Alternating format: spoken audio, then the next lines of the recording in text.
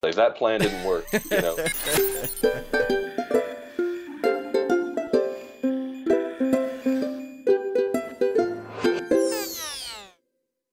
Hey everybody, your buddy Basil here, and you are listening to the Joyspiracy, baby. Welcome back, everybody, and if this is your first time, welcome to the Joyspiracy Theory. We're happy you guys are here.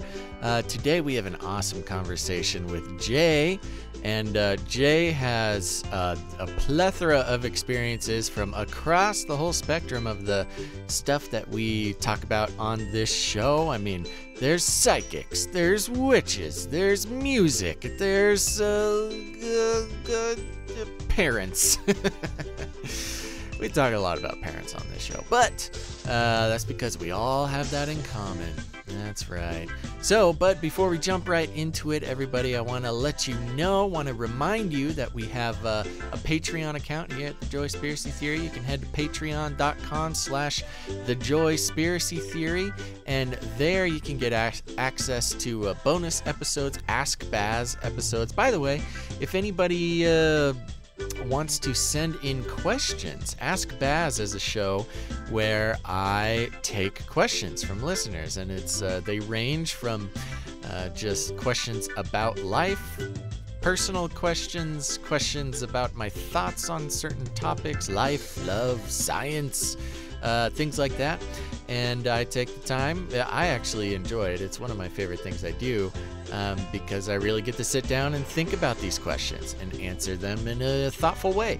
So if you want to send in some questions for me, you can send those to basil.rosewater@gmail.com, and I will answer those on the Patreon side of things there.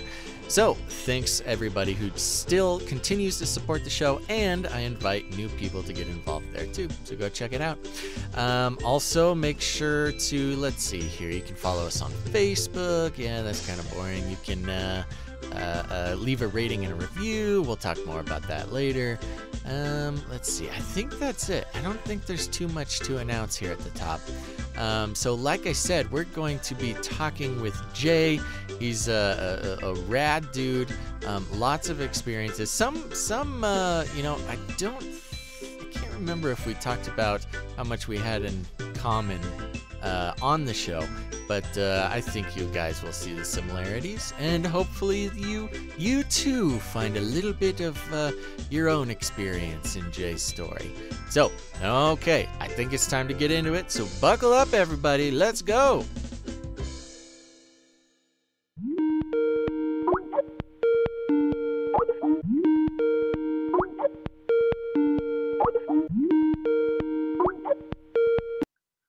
Hello.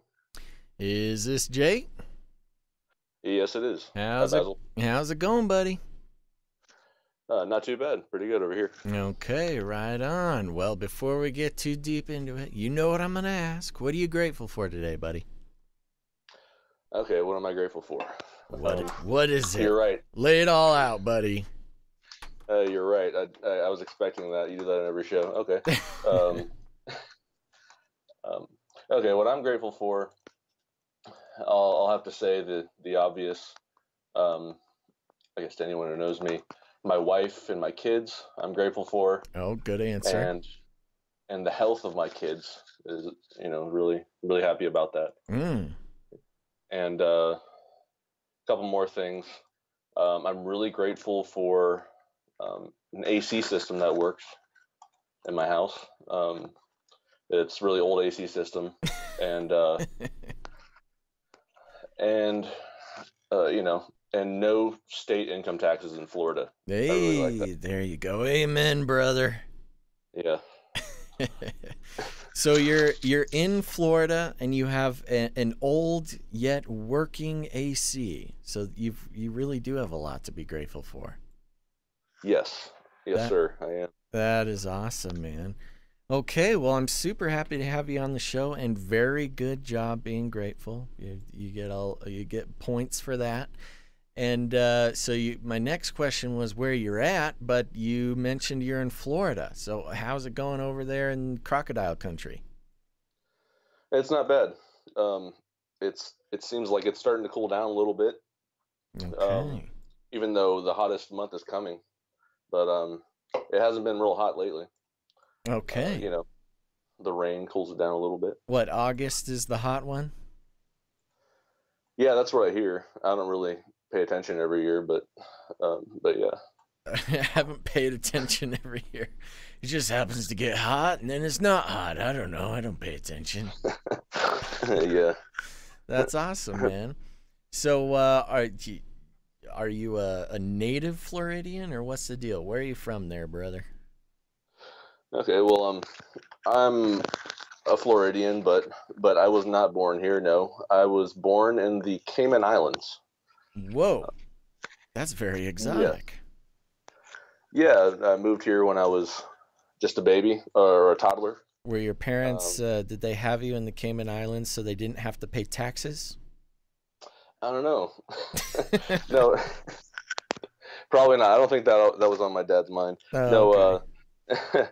no, he was there for work, and he's an artist. And he was working at an ad agency in the Cayman Islands. It sounds strange, but yeah, they have ad agencies there. That is very interesting. I might have to look into that. Yeah. It's a good plan B. Okay, so he was working at an ad agency. Whoop, did I lose you? No, I'm here. Okay, he was working at an ad agency, and he just happened to have a beautiful bundle of joy in the Cayman Islands. I mean, that seems like a pretty cool place to live. Your parents are like cool, adventurous people, it sounds like. Or were they on the lam? I never want to assume. Well, I'm not going to say my parents aren't cool and adventurous, but but I would say, yeah, that's a pretty adventurous thing to do. We moved there. I'm the second of two children. I have an older brother. He was born in Texas, so they met each other in Texas, and they moved to Cayman Islands. I was about 2 years old, and then we came here. Okay. And I've always been in Central Florida as long as I can remember. Out of Orlando, actually, the big Orlando Mickey Mouse city. Oh yeah. See, I was gonna say they left the Cayman Islands, but they didn't make it that far. They just made it to Midland, Florida. They got to the mainland and said, this is fine. Yeah. They stayed here, and it's kind of funny. Everyone always talks about traveling, and I never think about that kind of thing. I like to just, I'd be totally happy just staying here, and maybe vacationing other places, but never moving anywhere. I wouldn't go through life and think, I wish I would have moved to, Tennessee or France or something. I don't know. Yeah, I was gonna say, I'm not sure if anybody really on their deathbed regrets not moving to Tennessee. Nothing against Tennessee or Tennesseans, but I get what you're saying. You're just happy where you are. That's good. It's important to be content where you're at. So, yes, sir. Tell me a little bit about your mom and dad. This is very interesting. Is there anything in particular you wanted to ask me, or? Well, or just what were they like? What was it like growing up with your parents? I mean, before you, first of all, did you guys go to church? Was it a Christian family? And your parents seemed pretty cool. We were in the Cayman Islands at one point, still to be established if they were hiding from the government or the mob, but they made it back, so that's pretty cool. Yeah, no. See, my dad. He was from Pennsylvania, and he moved down to Texas, probably for another artist job. And he was, got an art degree and like an associate's degree in art, and then moved to Texas and did his own thing. Met my mom. She has always worked in, banking, and now she's a legal assistant, and he's still an artist, running his own business. And then, so we moved to the Cayman Islands, and for a couple of years came here, and I'll say my mother has always been a Christian my entire life. But to be honest, there was only a few memories I have of going to different churches. I think she was the one who insisted that I go to church-oriented after-school activities when I was in elementary school. Oh Um, yeah, yeah. so I had some exposure to that. Um, but yeah, so I have some memories of it. But as a whole, I'd say my family life growing up was not super church-oriented or anything, or the mention of the Bible and scripture was not center. I can say that. Yeah, okay. That makes sense. Now, real quick, what kind of artist was your dad? He's an illustrator. A lot of what he does now.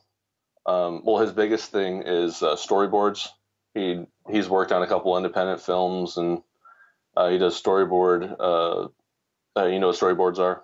Yeah, yeah, of course. Where they Okay. take a script or something and then they kind of draw it out before they start any Yes. production. Yeah. Yes.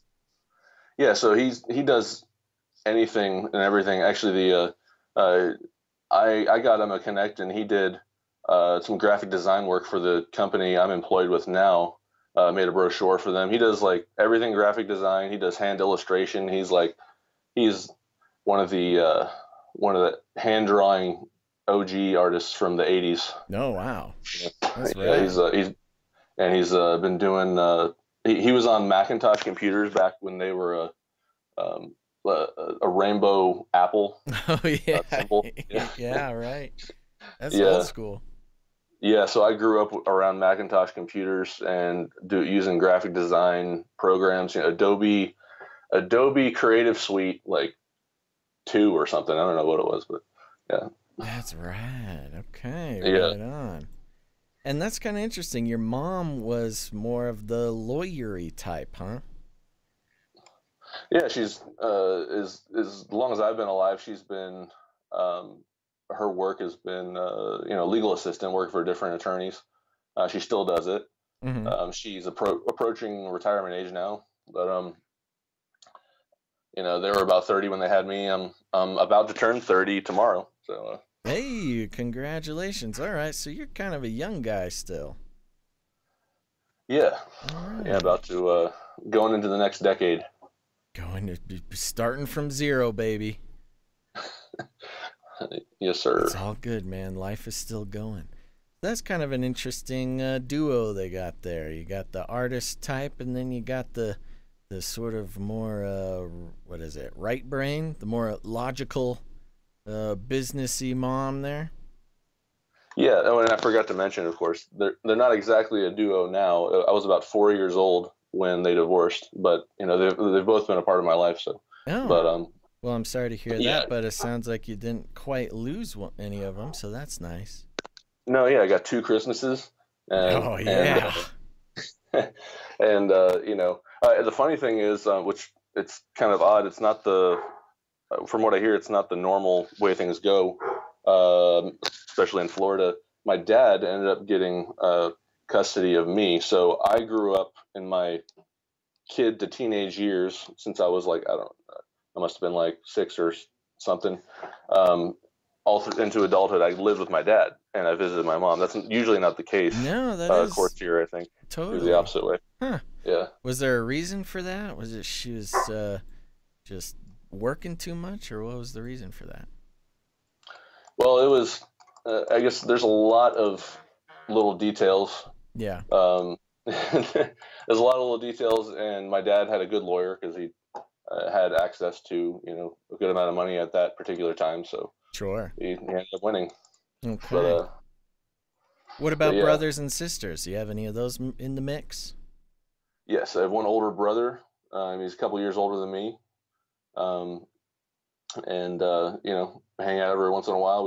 He lives in Orlando too. We do the thing, and uh, me and my brother actually had gotten it. I always grew up, and me and my brother had sort of like there was no non-emotional brother relationship. Like you're there, I'm here. Like we acknowledge that we're in the same area, um, but it was never a real close emotional relationship. Obviously, that's the way with a lot of brothers, but um, it was until after my dad had gotten um, he had survived colon cancer, and he got part of his colon taken out.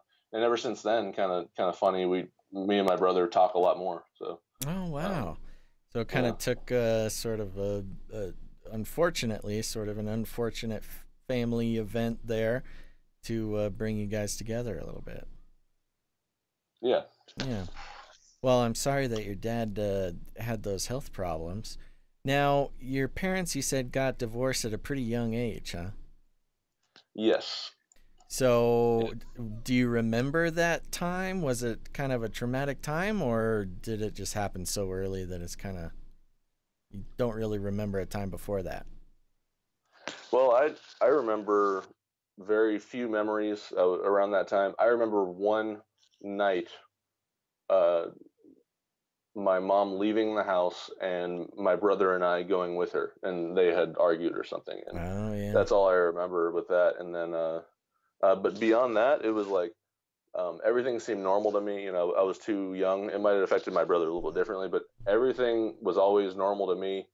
And I'd gone to a new elementary school for some reason because my dad had moved in with his fiance at the time, and this is like a few years later. I was like 6 or 7, Right. and they knew that my parents were divorced, so the elementary school system or whatever it was, they put me into a counseling session because of, I think, yeah, it was when the court stuff was going on, Mm.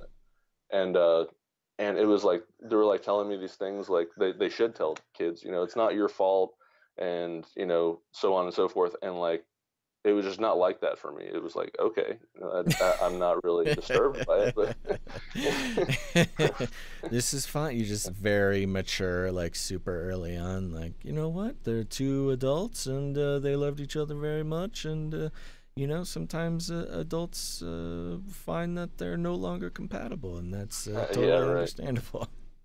Like, wow, this kid is weird, man. All right.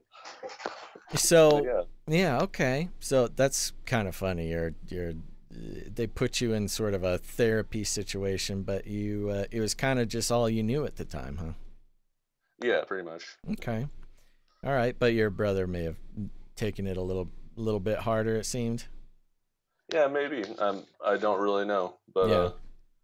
but but yeah, we went through that, and I played a lot of soccer in my elementary school and middle school years.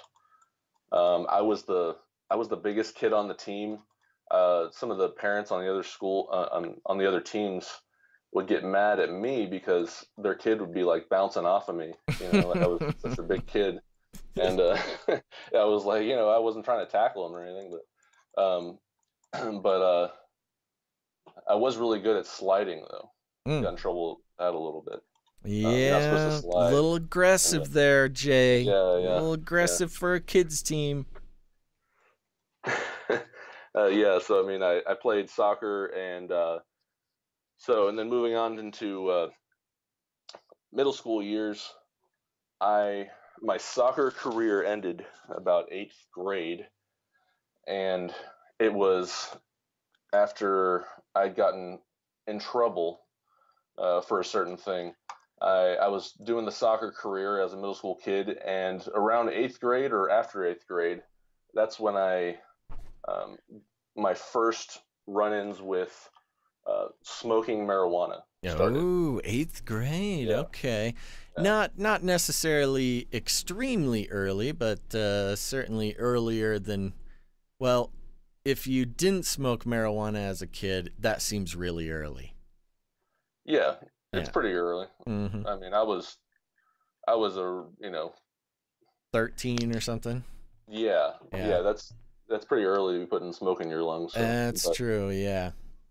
but it definitely it's that lifestyle shaped my high school years for sure. It Uh, continued through my high school years, and after I stopped soccer, I got into music, and I got into drums, and I played drums in different bands all through high school, and that was my life because I didn't have a social life at high school barely. I knew a few people, and it was awkward for me, but my life and my friends was after school, and it was in the garage room, doing band practice. Right, right. One of those kids, a little grungy. Yeah, I had my long hair and tried to look rebellious with my with my fashion. And you were Yeah. and you were living with your dad at the time? Yeah, I was still living with my dad. Okay. What did he think about this? He was totally cool with I was the gonna, music lifestyle. gonna say, you're with He's a artist drummer. dad. That must have gone across fine.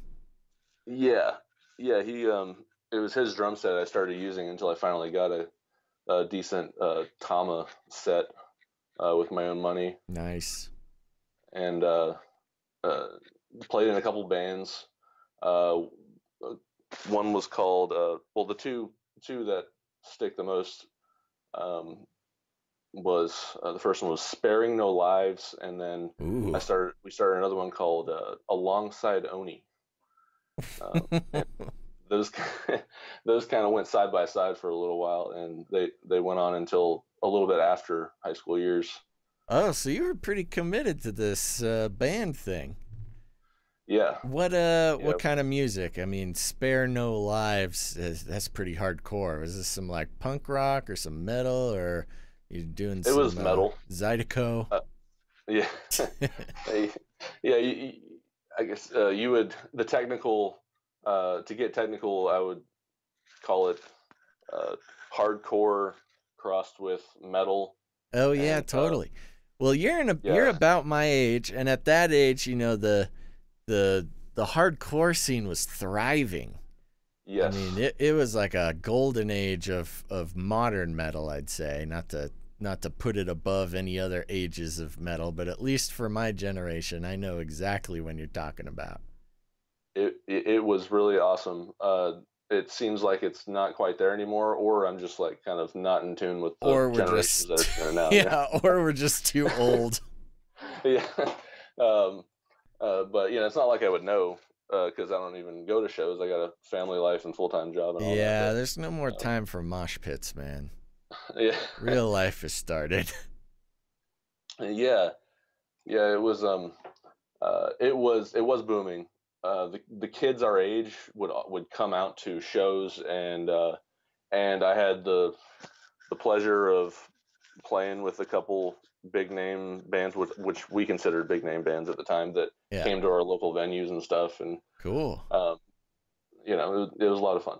Oh man, you're bringing me back to the good old days. Yeah.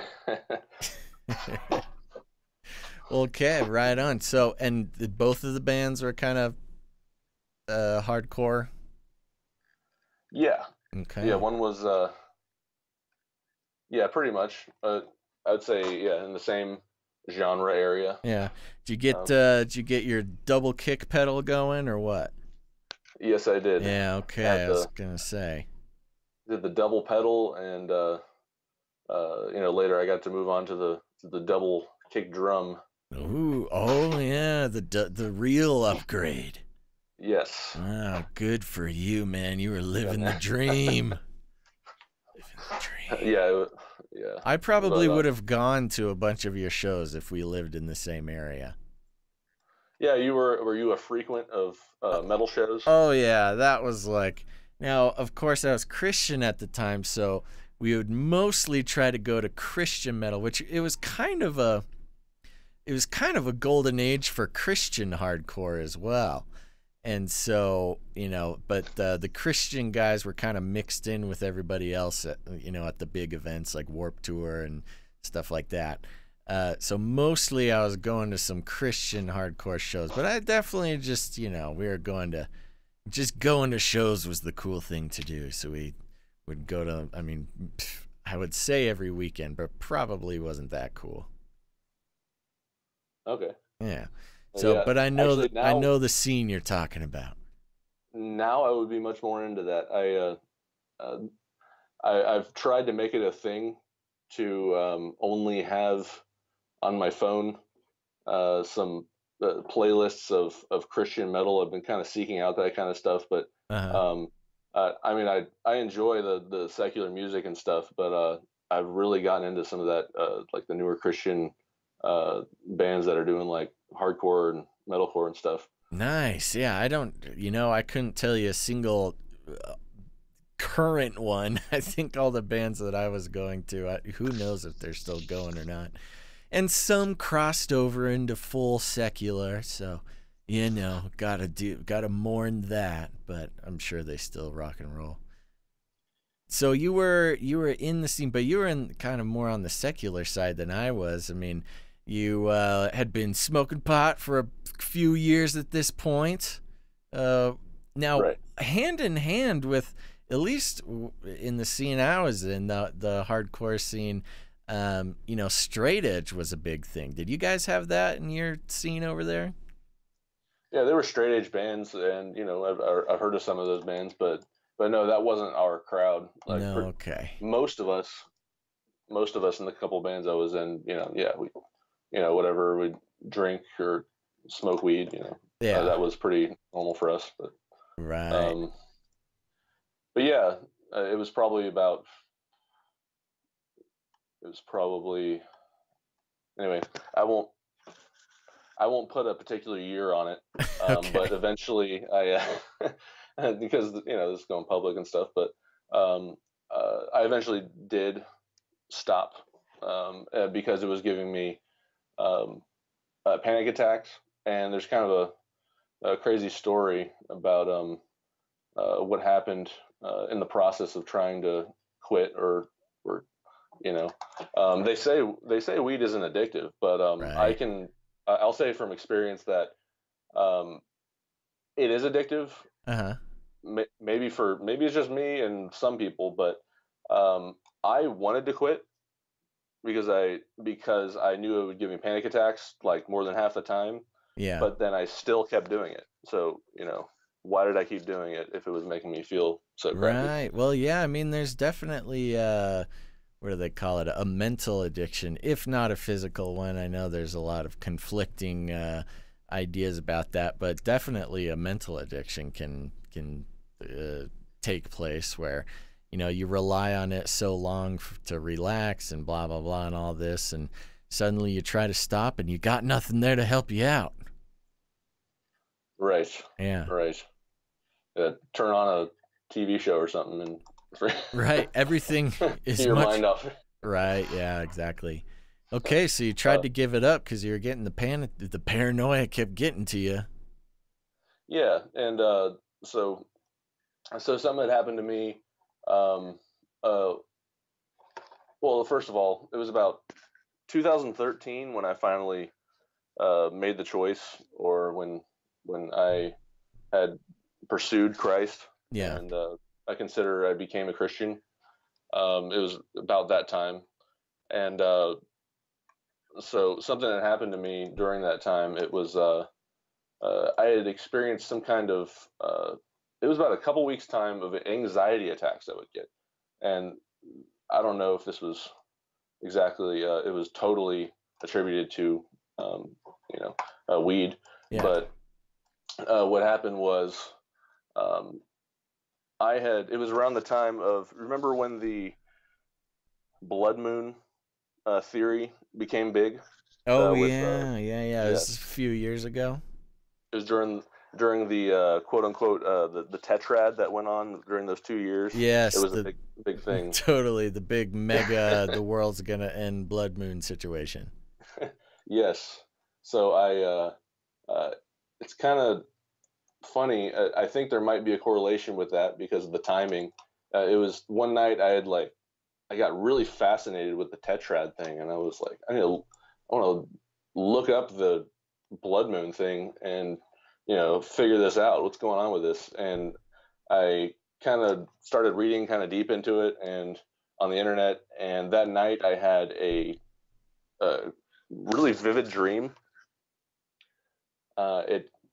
It's hard for me to recall every detail, but it had something to do. I took meaning out of it. It was something. It was in my neighborhood, and I was going towards my house on a bicycle or something, and I was trying to reach home. And it was sort of centered on that, and it was a really vivid dream. And the very next day, started about a couple of weeks of these anxiety attacks that I would get, and I told, I was talking to my mom about it. I was living with my mother at the time. I talked to my stepmother about it, and just and trying to get over them. I wanted them to stop, obviously, and it was like this uneasy feeling in the back of my neck or something. Like I just couldn't be comfortable, and it was like that's the best way I can describe it, as an anxiety attack. Yeah. And even to the point where I was driving home, and I was having thoughts like, because of this feeling that I was getting, I felt like I didn't want to read anything heavy. Like I was into, reading about conspiracy type stuff, and reading about, the occult from a Christian perspective or whatever. Yeah. And I liked heavy subjects. I liked stuff that was, that kind of mind-blowing kind of subjects, YouTube videos about crazy stuff, whatever. And but I had the feeling like I should not watch that stuff because it's too heavy, and I can't handle it right now. Sure. And I had the thought that I couldn't read deep subjects even in the Bible, and I was like thinking, and like, that doesn't make sense. This can't be true. There's no way I should be thinking that reading the Bible is going to do anything other than help with the anxiety. Yeah, I mean, totally. Reading God's word is not supposed to be something, I got to stay away from it, and that you can't handle, right? Yeah, it's no matter how heavy the Bible can get. I mean, you can always go to God's word and read it and get comfort if that's what you're looking for. Totally.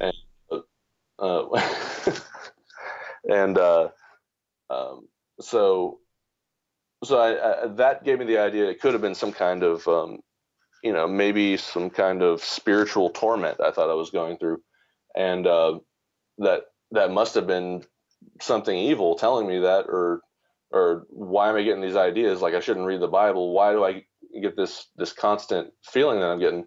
And one day, during that 2-week period, I was trying to sleep. I was trying to take a nap, and I could not go to sleep. And I just had this, racing heartbeat, and I couldn't calm down. It was another anxiety attack, and it got so intense.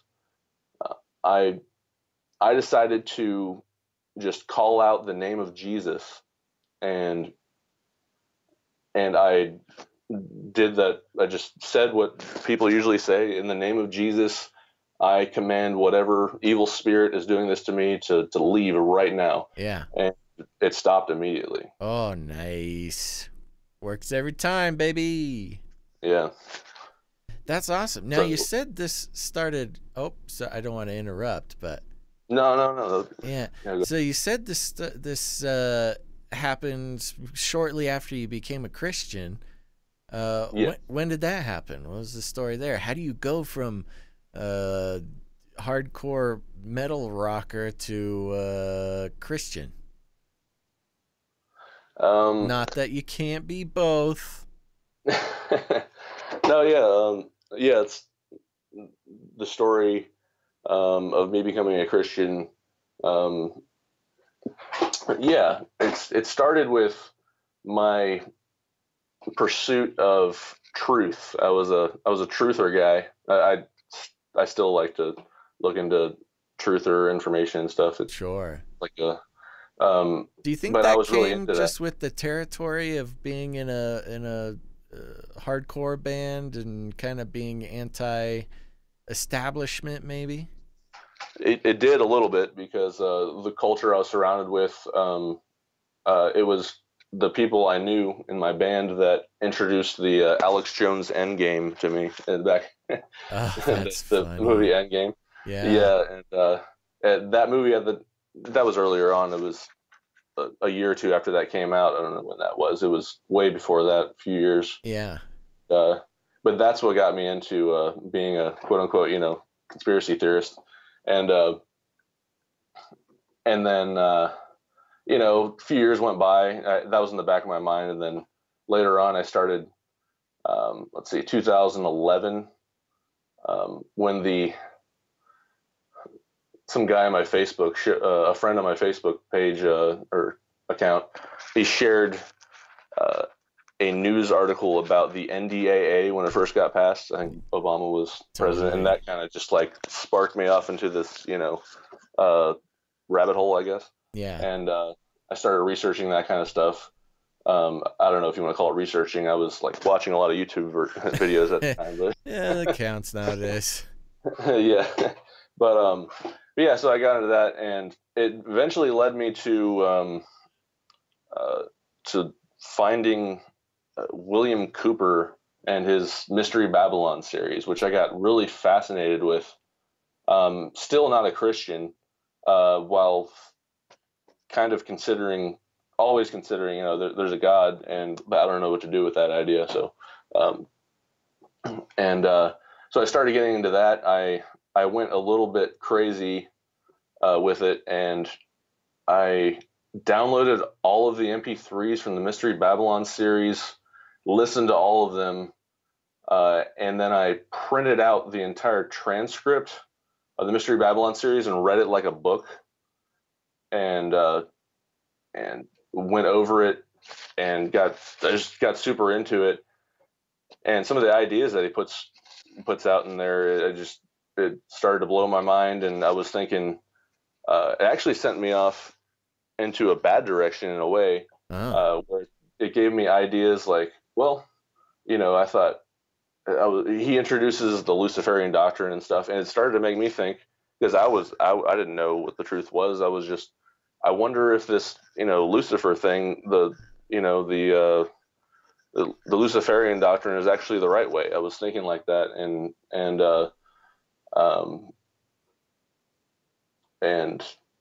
it eventually just, however much time it took, I don't know, a couple months of getting into that, and it led me to a place where I was just kind of paranoid and not, I guess paranoid is the right word, because I was getting too much into the whole conspiracy theory stuff, end of the world stuff, and a little bit of the occult. I never really got into the occult. I wasn't practicing it or anything, but and just one day it kind of got too heavy, and I just knew that the Bible was the place to go for comfort, and How did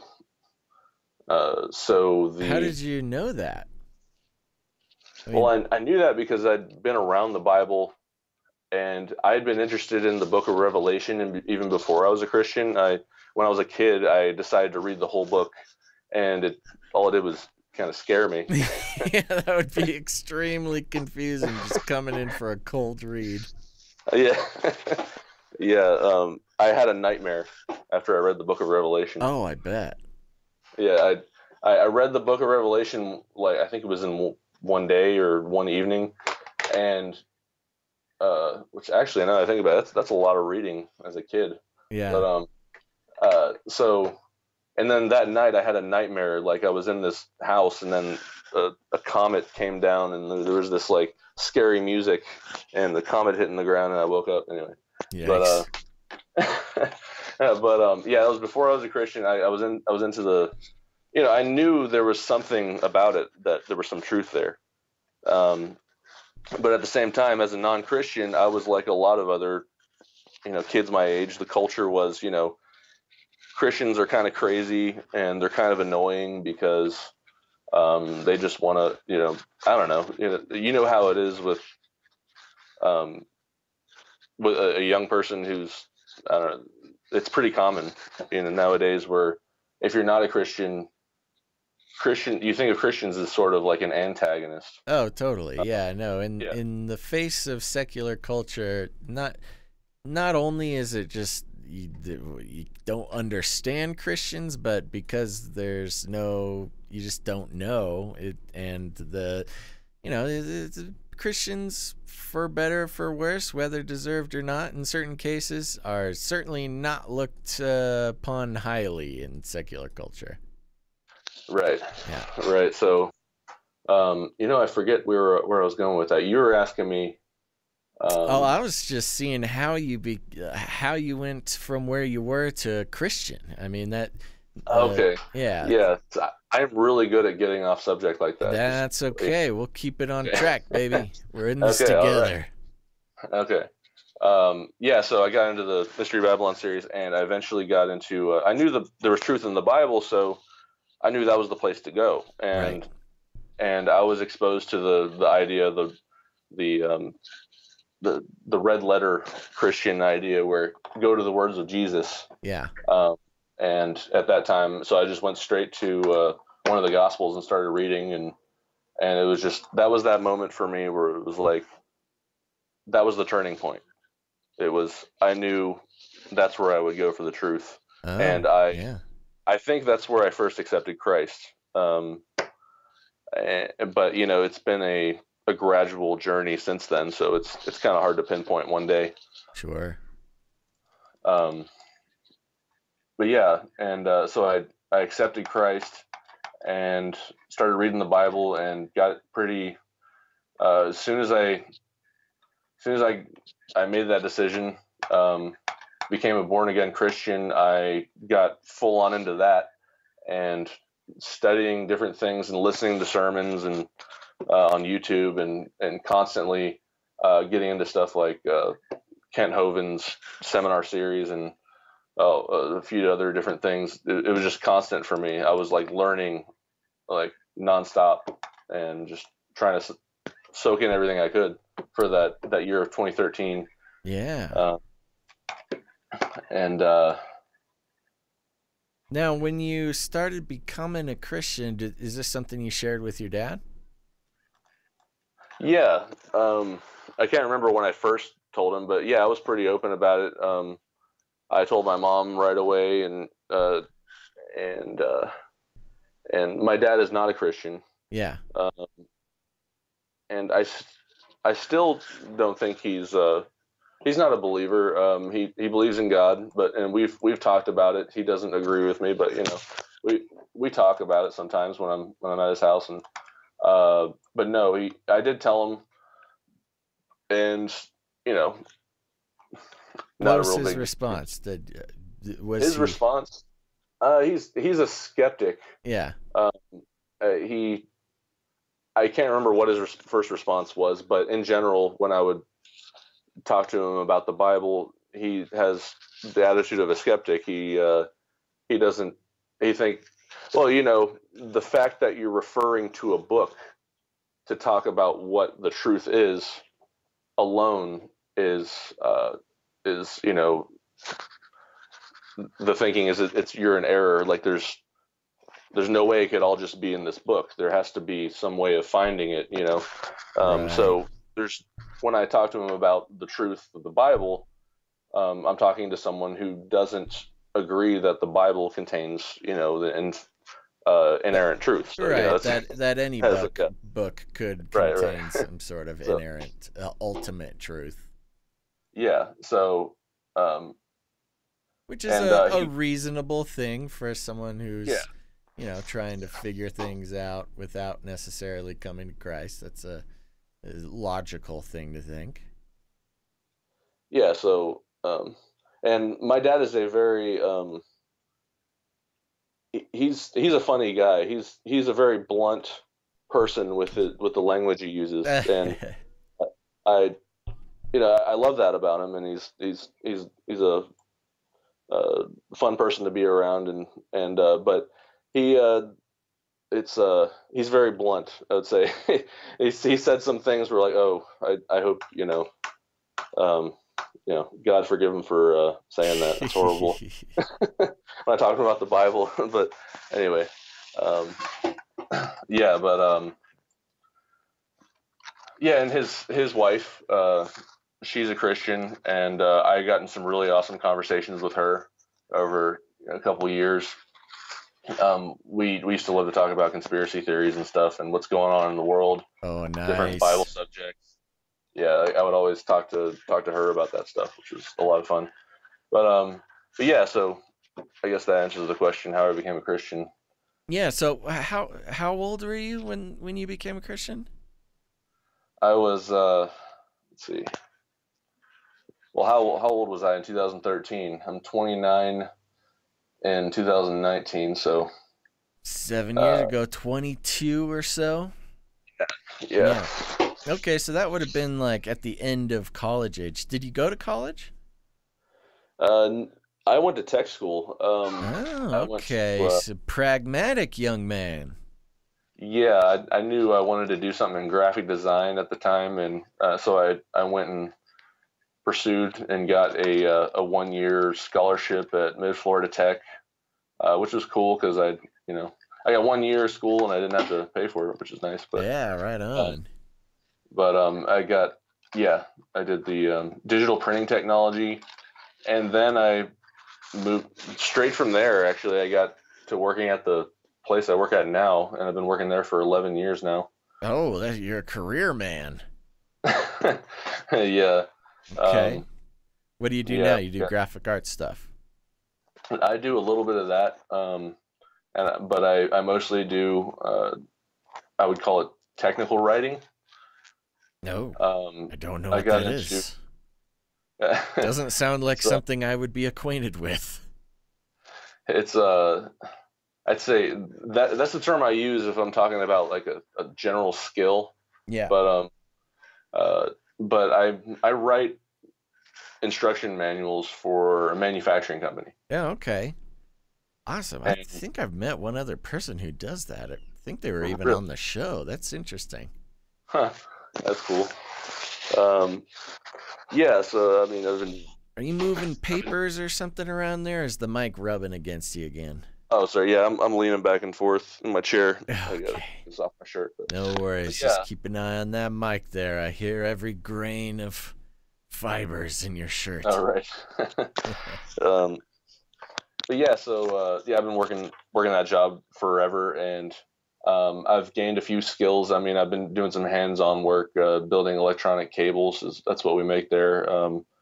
And now I've been going to college for a little over 2 years now. I've been going back to college. I just got my general AA, and I think I'm going to be doing physics. Is what I'm going Oh, to that's do. exciting. Yeah, So you're yeah, going to be because going from writing instruction manuals for cables to maybe breaking apart some molecules at CERN. yeah, probably not, but um, Come on, but we need a man on the inside to give us the scoop. yeah, I'll be no, that would be interesting to go there and see what's going on there. That would be quite I interesting. know, But just pop over to an alternate dimension, no big deal. yeah.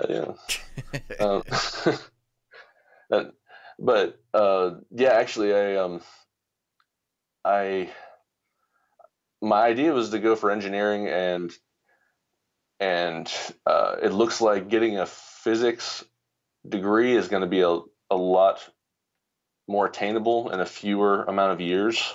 Oh, And interesting. I'm thinking that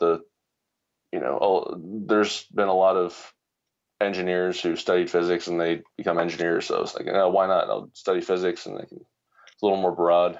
Yeah, there you go. Right on. So, What are you planning on doing with that? um, well, I'll be taking some classes, specializing in just focusing on the engineering side because that UCF is where I'm going to be going. They allow you to take engineering classes as electives and stuff. So I'll do physics, bachelor's, and then probably do a master's in physics because you can't. I mean, you're not really supposed to do a bachelor's in physics and just call it quits and be like, hey, I got a, I got a bachelor's in physics. Like, Right, why right, didn't you right, get your right. master's?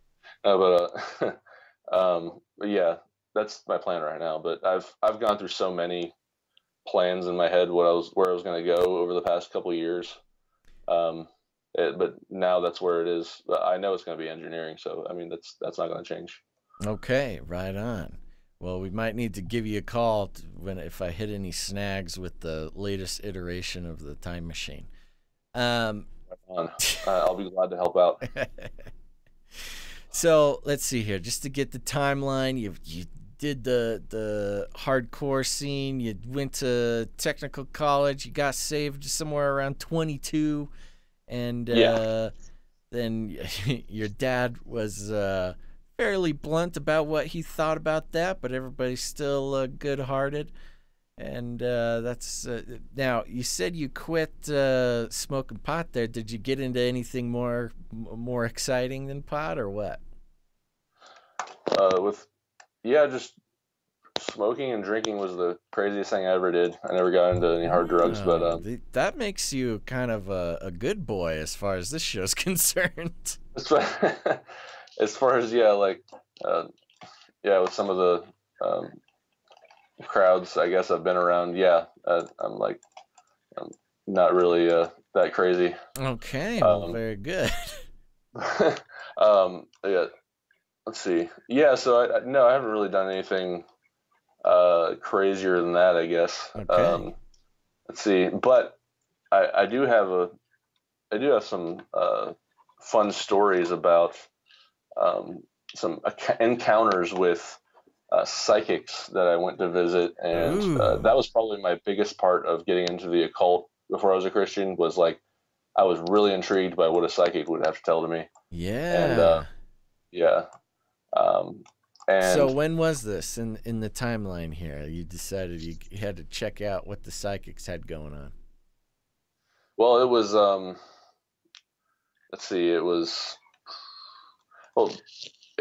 early on, back when I was early days of my playing in bands. My first real encounter with a psychic was like somebody's mom at a party, like a drinking party I was at, and or somebody's grandma, and she was like telling everybody about themselves and stuff, and freaked my friend out. But I was like so interested, I wanted to hear what she had to say, and she was like,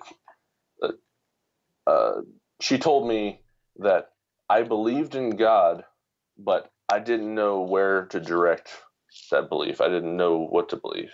And I was like, at the time I was like, that's so true. Like, it's what's on my mind, you know? But I honestly believe there is, psychics it's not something silly and fake. I mean, there's something spiritual, some kind of spiritual entity, some kind of demonic thing going on that gives them insight. Some sort of realm to tap into. Yes, because some of the things they've told me have been way too crazy accurate, and some stuff they wouldn't know. So there's definitely something real to that. How many psychics have you been to? Well, let's see. I've been to. So that one was. You're like 47. Love them. Can't get enough of this stuff. Yeah, it was like, so that happened, and then what was it? I don't know, 2010, 2009, around that time, I started going to one.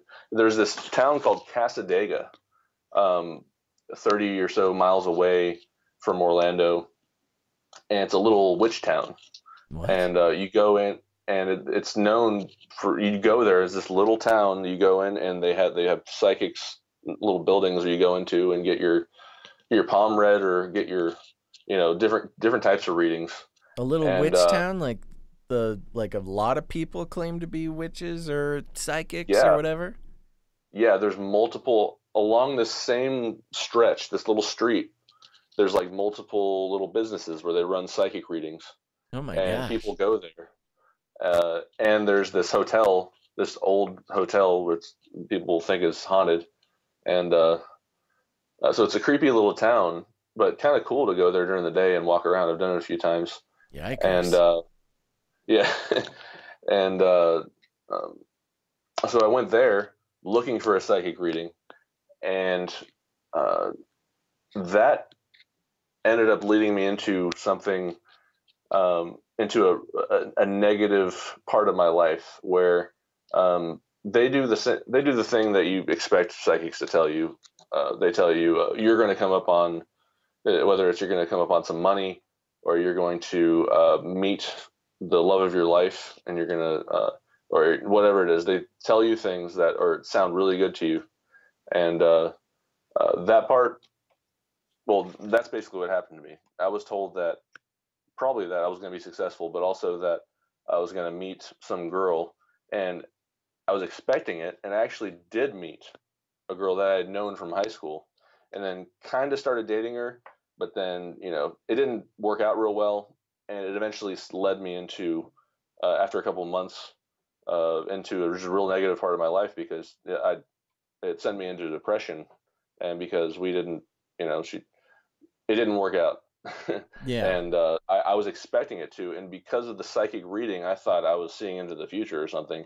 That's how it's like one of the things, one of the ways I know how dangerous that occult stuff can be, because of what it caused me to go into. Um, because what it did to me, I spent maybe a whole year of my life just after that recovering, because of the just how disappointed I was. I thought I was following some dream, I guess, that the psychic was telling me was going to happen. I was going to meet this girl and it was going to be perfect or something. But anyway, so I mean, I got over that obviously, and then I went back to the same psychic place, and they told me they did something really kind of creepy. The guy, actually, it was the same psychic place, but it was a guy now who was running the same business, and he did something, what I think people call it.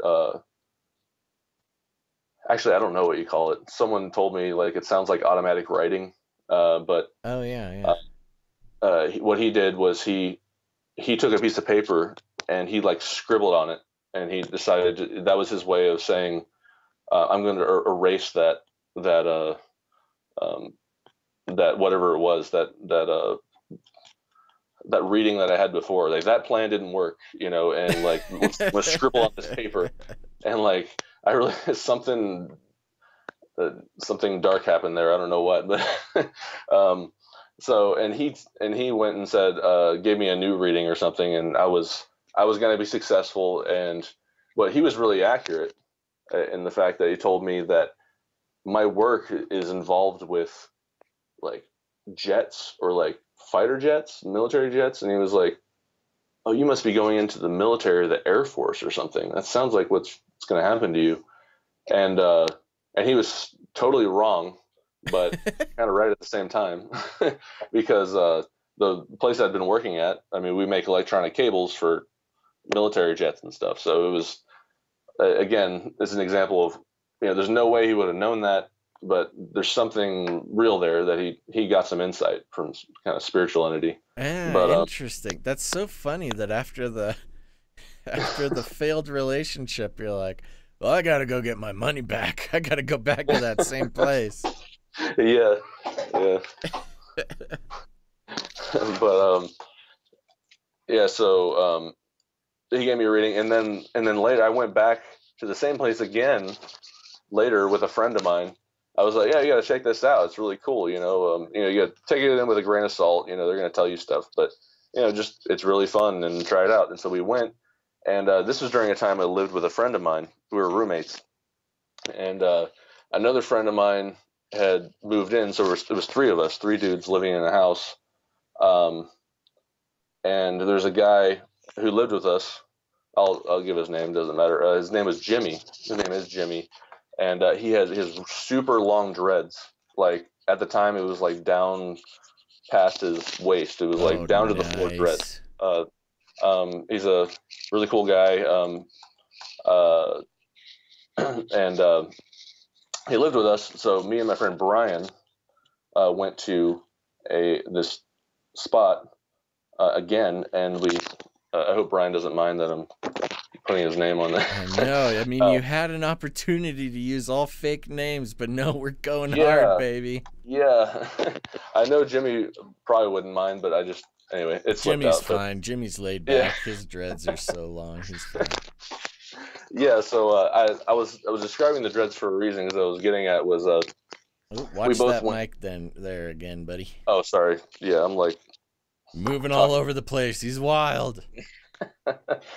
So I went back there, and one of the things the psychic told me was, there's someone has come into your life in your house or something. He's like, there's a guy, he has really long hair, dark hair, and wait, I'm getting something. He was like, Jimmy is his name. Whoa, what? he like named him and everything, and described his hair and stuff. I was like, it was so crazy. But anyway, this is turning into before like or after Facebook came out? Yeah, this is, I don't know. This is before. No, Facebook was a thing. Yeah, but I don't know. Who I don't know. knows? Maybe you just unlocked the secrets of the psychic house over in Casadega on whatever it is street. I'm coming for you, Casadega. But anyway, so main point of the story is I went to the psychic a bunch of times, and there was one more encounter with actually two more, an encounter with a psychic. Later on, after I became a Christian, it was a random guy in a pool bar. I was playing pool with some friends, and I was at the bar, and this guy, random dude, just decided to start predicting my future. He was like, dude, like he knew me. He was like, dude, you're a brother in Christ. He was saying, you know what? You are gonna be an amazing leader someday. You're gonna be preaching the Bible around the world, and you are gonna be so successful and make so much money. And but the strange thing about it was that he kind of convinced me in the moment, where I was like, it's so weird that he would know immediately that I'm a believer right now. Yeah. And why would he just come at me like he knew me right away? Right. And so he was saying he was some kind of psychic, and kind of fooled me for a minute. Then I thought later, well, first of all, I had been thinking at that time, I had been a new Christian. I thought it was some idea I had in my head that I want to like go to college and learn about the Bible and become a preacher or something. It was like this idea I had at that time. So, sure. But the fact that he said that was like, yeah, it was like confirmation or something almost. Yeah. And so when he said that, it was like, that was so crazy.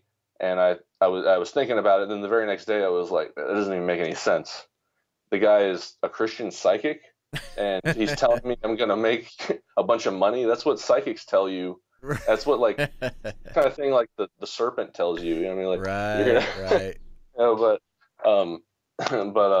So I mean, yeah, that didn't really last or anything, but that was kind of strange. And then another one happened in an Uber ride.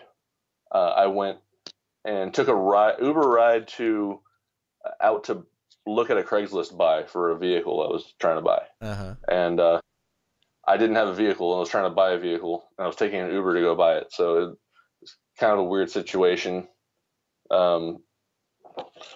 Maybe not the wisest way to go buy a car, but They at least know you're desperate, man. Yeah. Yeah, I was. It was right before I got married. I was out of a vehicle, and I needed something right before, like, you needed the wedding. To get to the wedding. Yeah, it was like, I don't have a car and I'm about to have a wedding. Like, I was super desperate, and so I got an Uber ride out to try and buy a vehicle, and this guy, he was a Roman Catholic, what he told me, and but he was talking about how he also does like readings for people or prophetic readings. I don't know what he called it, but so he started. I was open to hear it, and he told me, he was like, you are going to. He was like, there's a red book, and there's a book, and it's red. I think he knew it was a Bible. He was like, you're going to look in that Bible, and you're going to turn to a page, and you're going to find the truth you were looking for. And the crazy thing was, I had a red leather-bound King James Bible book that was the Bible that I read. Like, that was so he told me it was red, and of course, I'm always like, I'm that type of person, I guess. I'm just trying to look for the truth, and he just hit the nail on the head, and it made me think, but also kind of strange because, Roman Catholic guy, but I guess he's a psychic. Did it work? Did you open the Bible and find the truth you were looking for? what was the truth? Um, the truth was, what happened was, I think it was confirmed. I don't know. I tried it. It was kind of weird to do it, and kind of what's the word? I don't know. It seems like it defeats the purpose if you think you know you're about to do it, and like there's some self-fulfilling prophecy that you're about to do it. I guess you're kind of like confirming your own. I don't know, but so I did it later, and I came to, I don't know. It was one of the prophets. I flipped right to a page. It was one of the prophets, and it was talking about Babylon. Uh-huh. And it used the word Babylon, and I don't even remember exactly what verse it was, but I thought it confirmed something for me. Right. Yeah, it was just I was trying to figure out like some eschatology about connecting Babylon and. Dude, are you playing a computer game over there or something? Your mouse is going nuts. You are, aren't you? Funny. I caught you playing StarCraft. Yeah, it's funny. When I'm thinking a lot or talking, or deep in thought, I'll like click or highlight text randomly on the screen. Because but I'm like, this dude better be winning, dude, because he is going. His CPMs are off the charts. Dude, yeah, I'll do that on my phone. I'll just be like flipping back and forth with the, scrolling down and up and like on the screen and stuff while I'm trying to talk. Anyway. Okay, no worries. All right, so yeah, I'll stop clicking. Yeah. So more or less, you've had a ton of run-ins with psychics and or sort of prophetically gifted people. Yeah, it's kind of weird how because I before having our talk here, I was just trying to brainstorm a little bit and make sure I could recall some different things that have happened in my life that are just, I don't know, some stuff to talk about, and it made me think now it's like it is kind of weird. Not everybody runs into psychics that often, but no, I mean I've certainly never been to a witch town, so that's definitely unique. Yeah, it's a really cool little spot to visit just for fun during the day. I wouldn't go there. We gotta go to do some boots on the ground, find some like Illuminati symbols or like I'm sure there's weird stuff all over there. Yeah. I mean, I remember I asked one of the psychics one time before I became a Christian. I was like, am I gonna find God? And she was like, that basically told me that's not my jurisdiction. I'm not here to tell you anything. Interesting. Like, obviously, yeah. She's not gonna be like, yeah. By the way, you need to start reading the Bible. Like, no, that's not really what they're there for. That's so interesting. Yeah. Nope. Psychics probably for the most part are not here to help you find Jesus. At least if they're charging $20 per session or something. Right. That's so interesting. Okay, so have you had any recent psychic or prophetic encounters, or was your wedding the most recent one? Your psychic Catholic who sold you your Mazda. Well, I mean, another one, kind of a funny story that happened before I got married. It was leading up to the bachelor party, I would call it. Right. I guess.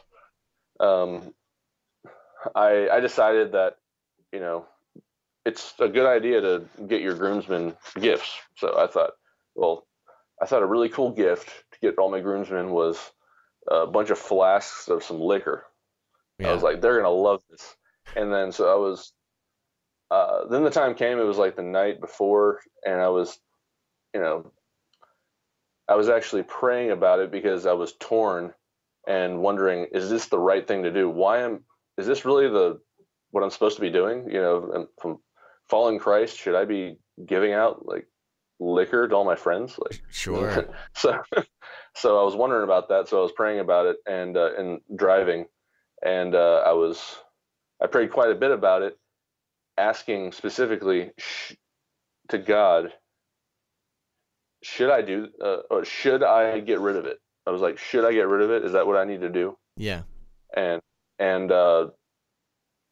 what happened immediately after that, after asking that question, it was within the same minute. It was right after. I got a random text from a friend. It was a picture text message of the little Fallout character guy with doing. He had his hands raised up in the symbol of like a letter Y. Yeah. Which was like, and what's even crazier is the Fallout character was in his Jesus garb with the beard and hair and everything. Oh yeah. So I told that story to somebody one time, and they thought I was full of crap. They're like, I was like, there's no way it works that way. But I was like, but I knew immediately. It was like, that's way too weird. Like I was just praying about it, and like I wasn't even in a conversation with the guy. I get this text of like a Jesus character making the letter Y when I was asking a yes or no question. So it was like, okay. So I got rid of the liquor. And I never got them gifts, which that. Sorry, fellas.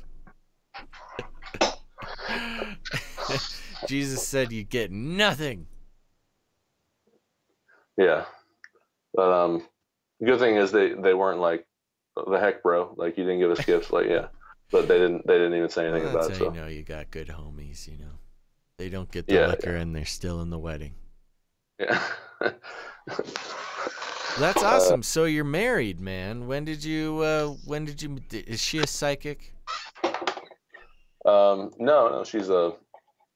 Okay. She is, I just had to ask. No, she's not a psychic. She, as of now, she is a stay-at-home mother and doing a fantastic job. Oh yeah, charging it, dude. Yeah. How long ago you get married? It couldn't have been that long ago. It was in 2014. No, okay, so 4 years. No, 2015. I'm sorry. No, I'm not supposed to be getting that wrong. No, 2015. November 14th, 2015 was our wedding day. Good boy, you've got it all memorized and everything. Yeah, you betcha. All right. Well, tell me about her. How'd you guys meet? Oh, we met online. All right. Actually I did eHarmony. Oh, your eHarmony success story. Little eHarmony plug. Nice. Yeah, are you getting paid for this? Yeah, no. That's so interesting because, that is kind of one of the things, I don't know, in some imaginary old stand-up comedian would make fun of millennials for online dating or something, but that seems to have turned out pretty well for you.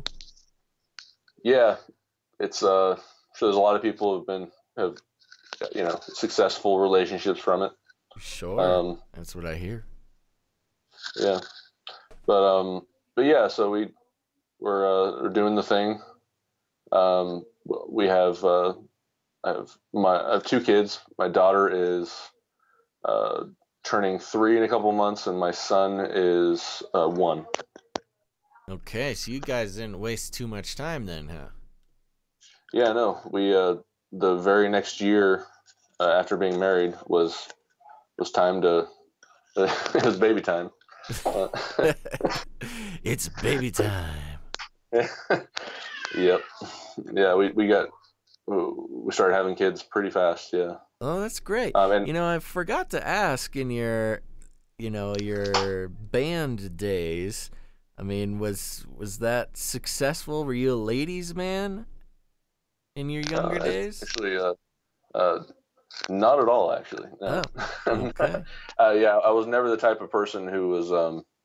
Some of my friends were. They were just really good at. Talking. I don't know what the word you use, but courting. Being a player. Courting. Yes. Courtship. Yeah. Yeah, I think that was my problem. I was a non-Christian who was like more into courtship than I was into like those seeking out non-Christian women. It didn't really work out that often, but yeah. So that's the good thing about to do it the right way. I guess no one really does it the right way. Just yeah. What is this imaginary right way you speak of? Yeah. What is this now? Like, yeah. I became a Christian, and now I am perfect. So therefore. Well, there's all that hubbub about right now with the guy who wrote "I Kissed Dating Goodbye" or whatever. Have you heard about this guy? He confessed that he fell away from the faith. He has left the faith, and that, I mean, pretty much my whole childhood / young adulthood is, his advice is what everybody was giving, and now he's fallen away from the faith and breaking up with his wife and leaving a whole generation of Christian kids questioning everything we've been told. Yeah, I don't know. Hopefully, people will still read those. I never read the books, but if there's good to come out of those books, they'll read the books and never really look into that guy. Just be like, oh, good book. But, yeah, the more you look into it, that's how most authors are. You just kind of have to enjoy the work and don't ask too many questions about the author. They're, right. Of course, there's good guys out there, but at least if you're talking about popular, classic American novels, they're all pretty messed up dudes. Yeah, like who's the guy?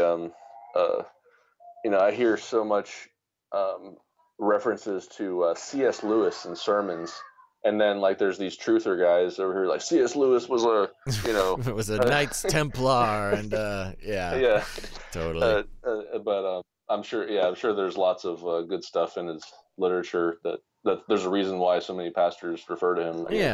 I mean, and all those same people say that I'm a CIA shill anyways, so maybe they're just right about everything. Oh man, if they are, we're in big trouble. I got you. I found you. We've been looking for you for years, Jay. You've married our CIA plant that we connected you with on eHarmony. See, now the no face thing makes complete sense. I get it now. I know. I get it. Most CIA shills just become news anchors and plaster their face everywhere. I keep it hidden in the shadows. Yeah, I think you have a pretty good argument there. That, Here, I have a question. If you're trying to be a shill, you'd be putting your face everywhere. That's true. The shill doesn't quite work. What text are you highlighting? I'm curious. There it goes again. Just read it. Read it. Whatever you have highlighted. Okay, here we go. It's the bullet point that I put together under supernatural experiences that I've had. Okay. Oh, so it's your notes. It says, I did some brainstorming to make sure I had stuff to talk about. And what I was highlighting, it says, oh, that's something I hadn't talked about. Okay. So not just the... This is destiny.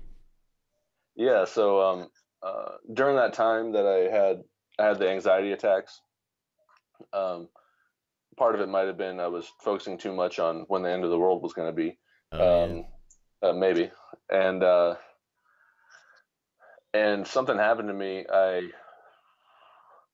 People always say that, most people say they never heard God's voice audibly, and I don't think I have either, but I did hear a voice one time in a dream right before waking up. It was a dream. Don't remember what the dream was, and a voice, probably a male voice, told me there's a long battle ahead, and then I woke up.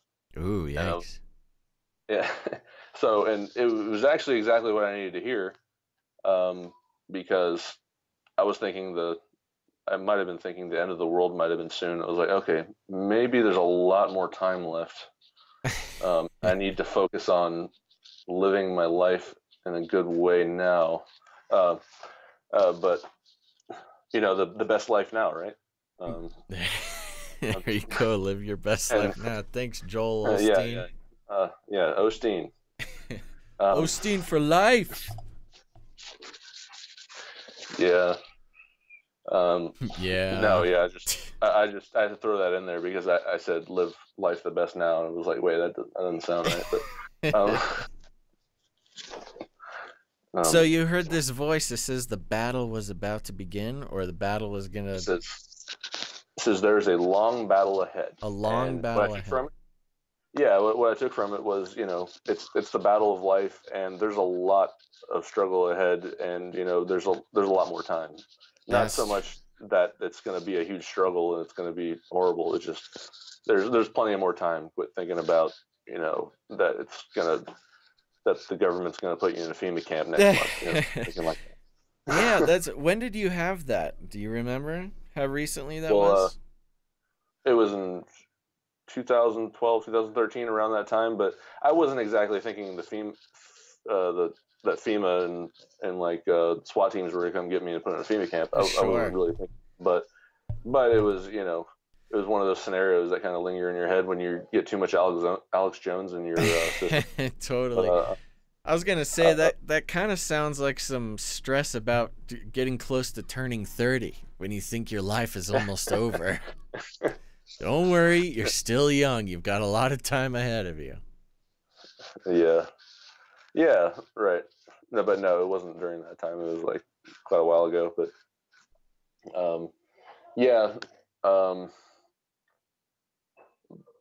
it's funny. I still have the Alex Jones app. Just I don't even listen to it, but sometimes maybe I like to just listen in. Like, what is this guy saying right now? Does he? He has an app? I didn't know he had an app. Yeah, right around that time, he got censored by a lot of the major platforms, or got taken off. Oh yeah, so fairly recently then. Right before that, he had his company made an app, the Infowars app, and where you can get the videos and all that. Oh, I'm plugging Alex Jones now. No, but what was I getting at? You got the app. You pop it open once in a while. Yes. Anyway, I won't go too deep into that or anything, but we're always talking about shills around here. Yeah.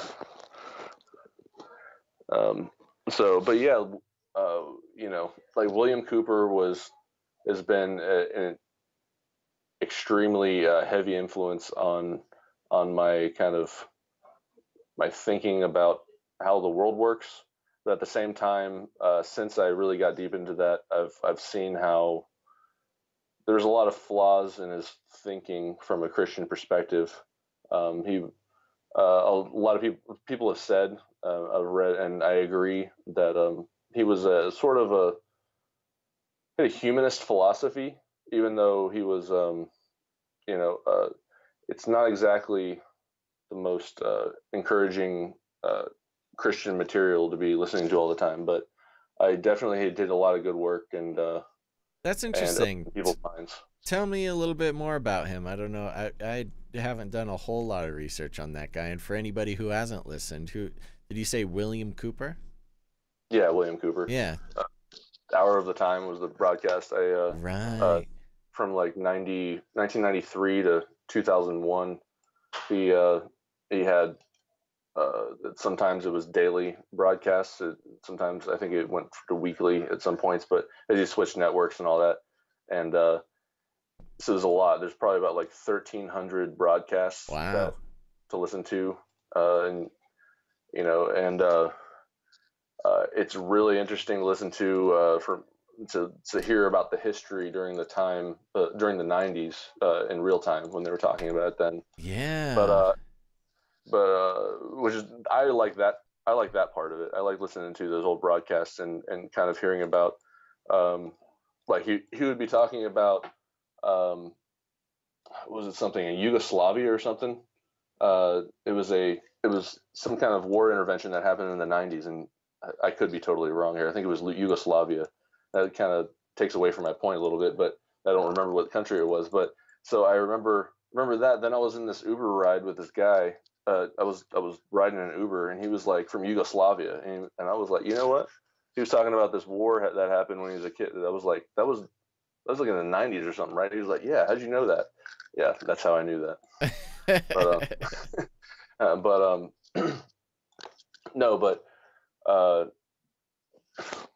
yeah, more about William Cooper. He put together a Mystery Babylon series. He called it. It was 32 or 33, interesting number, broadcasts in a series about just what he called the Babylonian mystery religions. Yeah, the sure. Ancient mystery religions, and he laid it all out and went through some history and to some. One part of it was quotes about the New World Order, and but the biggest part was, though, that's really stuck with me is focusing on Genesis 3 and kind of connecting that to uh, different philosophies even now today, and the you shall be as gods, knowing good and evil stuff, and that's what's really kind of draws me to want to keep listening to Gonza's stuff, because he talks about that pretty often and he makes connections, and it's really interesting. But um, uh, so William Cooper makes that connection to uh, actually he makes the argument that a lot of different spiritual groups, um, some are just spiritual groups like Baha'ism, some were, and most of it was fraternal brotherhoods they talked about, Right. and they all have that same central idea that it's there in their literature, and whatever and that part has led me to not being able to watch 3D children's movies without being like, oh crap, like there's the Luciferian philosophy, why do they have it in there? I was like, yeah. If you ever watched wait, I know the show's called The Joyspiracy Theory. I don't know if I'm going too much into the spiracy part. Nah, the man. Joy. Am I doing all right? Spiracy's good. We like the spiracy part. Okay, good. No, watch if you watch the movie, the Croods. It's a animated film. It's kind of a kids movie about cavemen.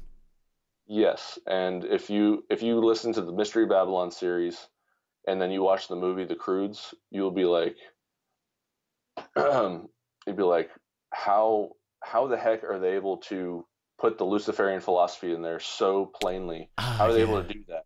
I mean, the dude, like, I don't know if I can lay out the dialogue or anything, but one of the characters is like Prometheus, or the snake, Lucifer, and he plays the part in a way. Right. He lays out Genesis 3, but uses different terms, and he says, instead of saying you will surely die, he says you will jump off the cliff and you will fly, and it's crazy. Whoa, that's crazy. I'll have to take a look at that. I'm sure somebody on YouTube has done some sort of exposed video about that. Probably. I mean, it's really obvious if you're familiar with the serpent story, Adam and Eve, and especially if you kind of have made that connection. Whatever, you should be as gods, and kind of connecting that with some of the philosophies of people. Right. Yeah. No, but yeah, it was like, and then so that leads me into I wanted to talk about I got into music, and then that eventually got me to making and recording my own music. I became I did this solo artist thing for a few years, and now it's actually I turned it into a website blog. Oh, sweet. Yeah, I stopped. I guess I kind of stopped getting interested in making my own music. Maybe I'm not that I'm not interested in it, but I didn't have time for it, and I also don't have time to make any blog posts now either. So yeah, nobody does anymore. Blog posts are things of the past, man. It's all about podcasts and Etsy. Yeah. No, but I started this this music project. I called it "They Dwell Beneath the Temples," Ooh. and I started out actually making music on GarageBand. It was like GarageBand 7 on an Apple computer, Right. and, Yeah. Yeah. and started messing around with that and made these like funny little songs, and then I started really recording. Eventually, like started doing real recordings, and made a bunch of songs, and I did the Sweet. vocals, and the only thing that isn't real on there is the drums. It's the tune Easy Drummer. You're a drummer, man, and you weren't able to record some drums for your own Yeah, tracks? I know, right? I don't know if you've ever tried to record your own drums. You know, I haven't, but I mean, I always have to use drum tracks because, you know, drums are the one thing I could never make happen, man. Moving your hands and your feet, that's wild. Yeah, that was a challenge getting started. That's very impressive. Yeah, I was motivated. I was like, I don't remember how old I was, but I started playing, reading from a book, and learned on my dad's drum set, and then I just played every single day for like at least an hour, and eventually got to the point where my friend came over and like, let's start a band. All right, and then we played System of a Down, Toxicity, and we're like, dude, this guy's my drummer. And then from then on, it was a friend of mine. We played in actually like most of the bands I was in. He was in Sparing No Lives and alongside Oni. I think I've named enough names of people that didn't give me permission. I'm not going to keep naming more names. So yeah, it was a friend of mine.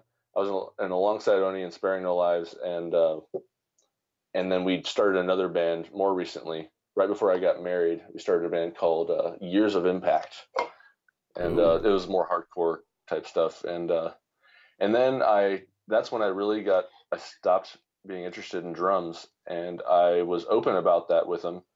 And he told me after a show one day, he was like, I think we're gonna have to let you go. Oh, and no. it was kind of strangely the happiest moment that anyone could ever have of being kicked out of a band before. I mean, like I guess I was looking for a way out, and I didn't want to disappoint them or leave them without a drummer. Right. And he kicked me out. I was like, you know what? It's okay, man. Totally.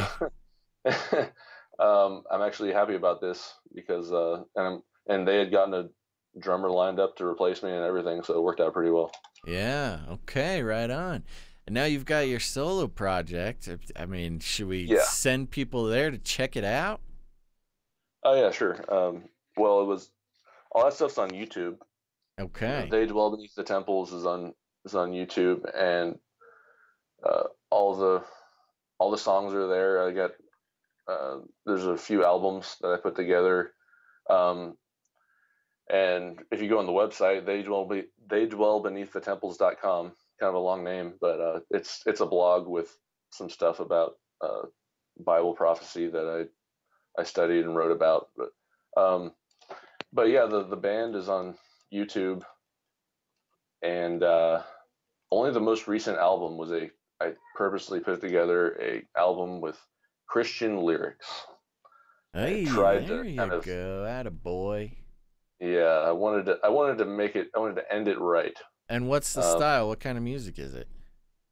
It's kind of I would call it experimental metal. Okay, sounds exciting. With breakdowns, but called experimental because I did something different.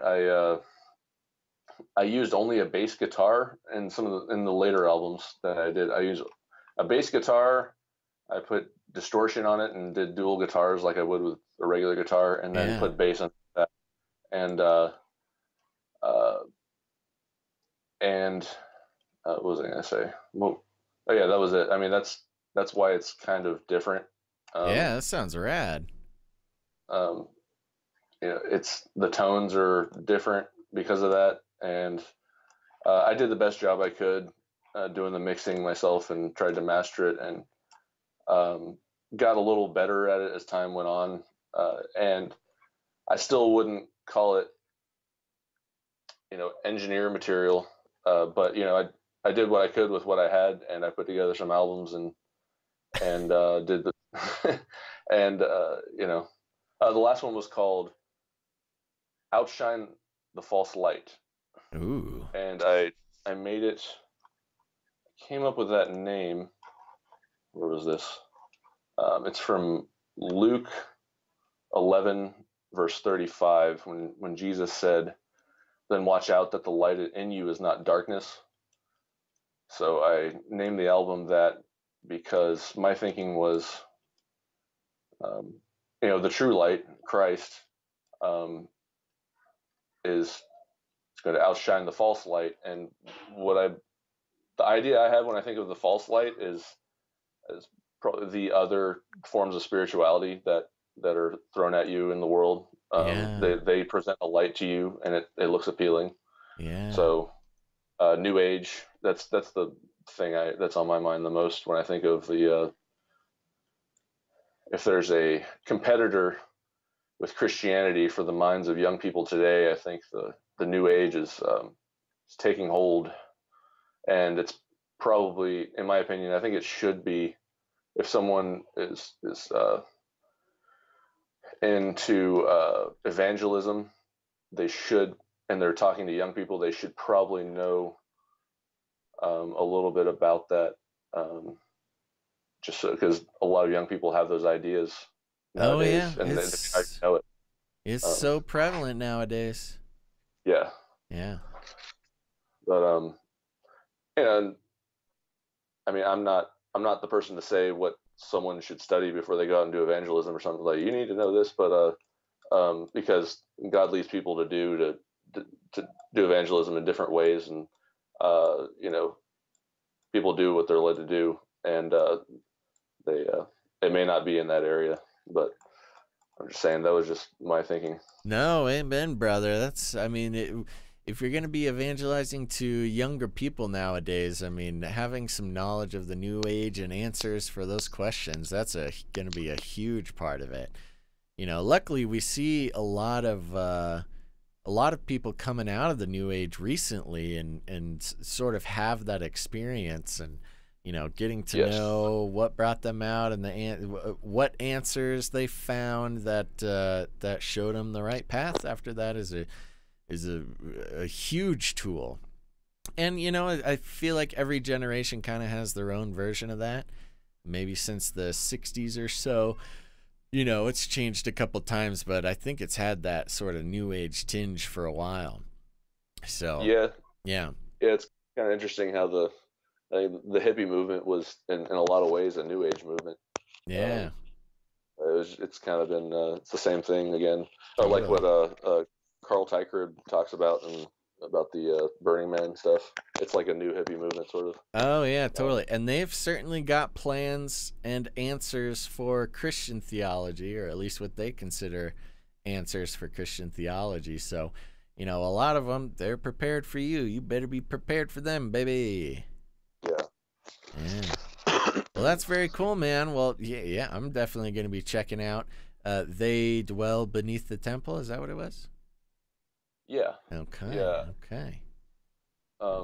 Outshine the False Light, that album, I did a lot of there's only 2 songs, probably the first 2 songs. The Lost Light and Aquarian Deception were the first 2 songs, and I did a little more writing of my own lyrics and borrowing a little bit ideas, but the rest of it is, I just took Bible scripture, and in some ways I had to do a little bit of paraphrasing to make it fit with rhythm, but take some artistic license. Yeah, I hope God's okay with that, and I think He is. I mean, people have done a lot of translations. It doesn't make them bad people, I guess. Right. But, there you go. But no, yeah. I mean, I don't have any question about that. I obviously didn't do it with the intention to change God's word. So God knows that. But there you go. but yeah, that's what I did with some of the songs. It's just some Bible verses meshed together, one after the other, and for the lyrics, because I wanted to write an album and I couldn't think of anything. And I thought, well, what better than to just straight put some Bible verses in there? There you go. It gets it done, baby. Why not? Right on. Well, that's cool. I'm definitely going to check that out. That sounds fun. Sounds like you've got some babies going wild over there, too. You can hear the background. Okay. That's okay. I mean, we're all about the babies around here. That's cool. Gotta keep the human race going, man. That's right. Right. Populate the earth. There you go. Amen. Well, right on, man. Well, I was going to say we're coming up on an hour and a half or so here, and, I've got my ending questions, but is there anything that we haven't gotten to touch on while we're on the call here? Check your bullet points. Yeah, I'm checking my bullet points. All right, let's check those bullet points. This is what they're there for. Yeah. No, yeah, it's just yeah, on the blog I got into some of the stuff I got into looking into myself about the image of the beast in Revelation 13. It was like, dude, when I listened to some of the whatchamacallit, Face Like the Sun, it's like hitting on some of the same subjects. I'm like, this is, I need to follow this stuff. This is awesome. But you guys and the Basil and Guns stuff, you guys do some cool work, and it's entertaining. Well, I really appreciate all the content you guys put out. Well, thank you very much. We appreciate that very much. We're glad somebody out there is listening. Yeah, man. But, well, okay, so you got a little brood going on over there. Does your little brood have any furry friends in contact with him? Brood? Wait, I'm confused. What are you talking about? Well, you've got a couple of little ones, huh? Oh yeah. Yeah. Did you get? Do I have a furry friend? Yes, we have 3 dogs. 3? Wow, you guys are committed. Yeah, we actually have one of each size. We have a German Shepherd, a Basset Hound mix, and a Dachshund. So it's like 1, 2, 3, like in they're like 3 different sizes. It's kind of funny. One big, one middle, and one small one. That is so funny. And the our German Shepherd, Gunther, he plays mostly with the Dachshund, Otis, and they so all the playing that goes on is between the huge one and the little one, and the middle-sized one doesn't want anything to do with it. So that is so funny. Yeah. Well, right on, man. Did you get him from the rescue, or did you get him from a retail location? See, our middle one, Coco, was rescued. She was my wife's dog before I met her, but the other 2 are purebred dogs. So we just got them from breeders. Okay, right on. Well, very cool. And they're not they help you herd the kids around, huh? Yeah, well, the kids enjoy them. They're excited when the dogs are running around, but they spend quite a bit of time in the yard because 3 dogs is a lot to be running around when the kids are trying to balance and barely walk around. Sounds like there could be a lot of a lot of collision courses there.